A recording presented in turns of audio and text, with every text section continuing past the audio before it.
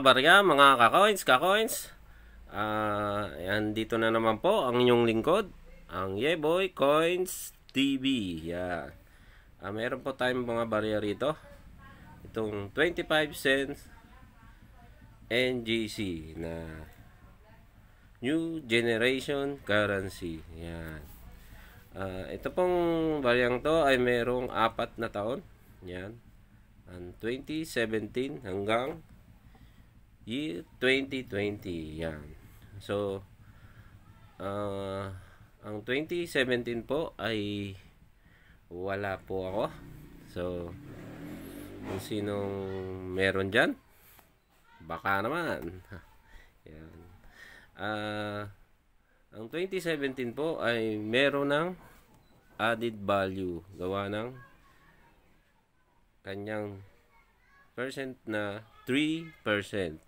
At masasabi kong hard to find. Yan. Kasi wala nga po ako. Yan. Kaya po siya ay meron ng added value o collector value. Yan. Then yung sunod na taon ay po 2018. Yan. So ito po ang bariyang ito na 2018 na NGC na 25 cent. Yan. So ito pong bariyang to ay merong 85%. So masasabi kong face value lang siya. Yan. O common. Yan. So ito pong bariyang ito ay common lang. So wala po siyang added value. Yan. And then, sumunod po tayo sa 2019. Yan. Ito pong baryang to ay merong dalawang variation. Ang isa po ay itong yan, low mid mart. Yan.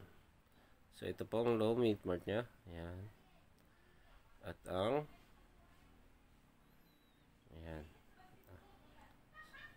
low mid mart na 2019. At meron siyang percent na 9% ayon sa Numista. Yan. Ito pong Cat Moon. Yan.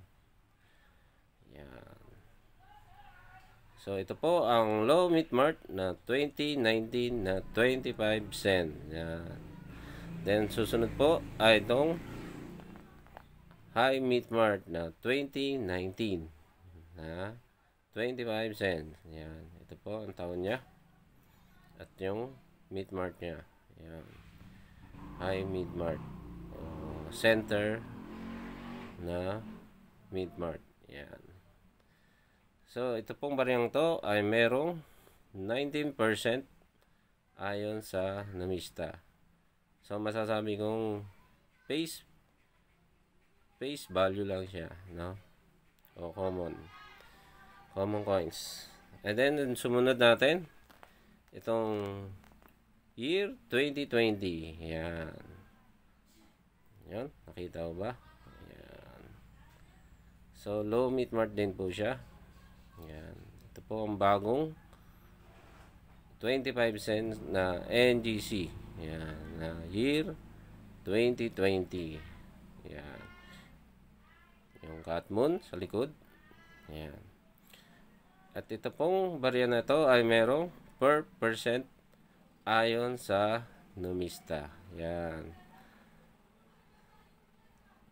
Na year 2020.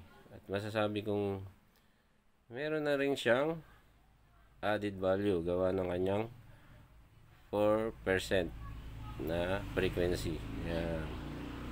So mga kabarya, ay meron po akong isa pang barya na 25 cent na masasabi kong merong added value o collector value. Ito pong 25 cent na to. Yan. Sa aking pagkakakita, yan. Ito pong baryang to ay sa akin po kasi nakikita ko po dito sa actual. Ang taon niya po ay 2019. Yan. So, multiple error po siya. Yan. Yan. Oh. Kung makikita nyo, kung mapapansin nyo, 2019 po siya. Yan. Yan. Titigan nyo may sa actual po, 2019 po siya. Yan. At hindi ko po malaman kung high meat mart siya o low meat mart. Yan.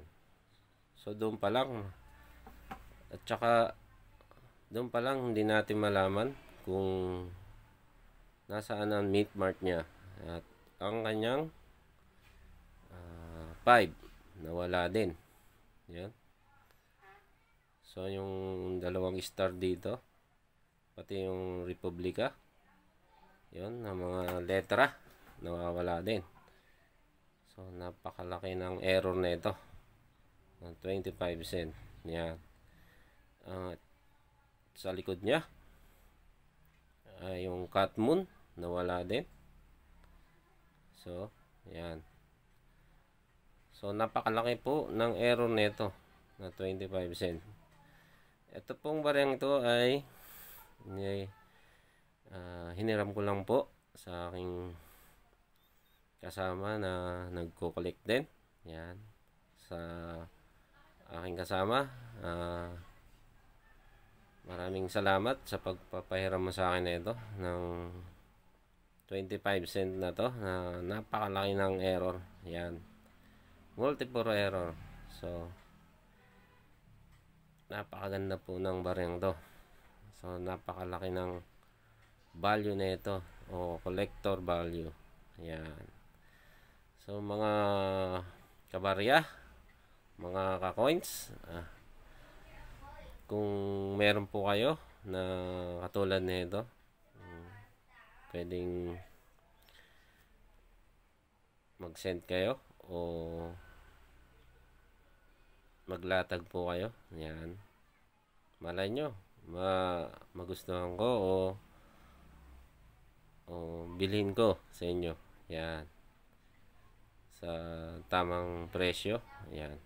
At saka yung 2017 na hard to find o masabi kong semi hard to find. Yan. Yun po ang wala po ako. Yan. Pero ito pong 4 na barya na nasa harap nyo. Pero po itong nasa taas, no? Ito po ay meron ako. Yan. So, itong error at saka yung 2017. Baka naman meron kayo. Palatag na lang, mga kabarya, mga ka-coins. So, mga kabarya, hanggang dito na lang po. Maraming salamat po.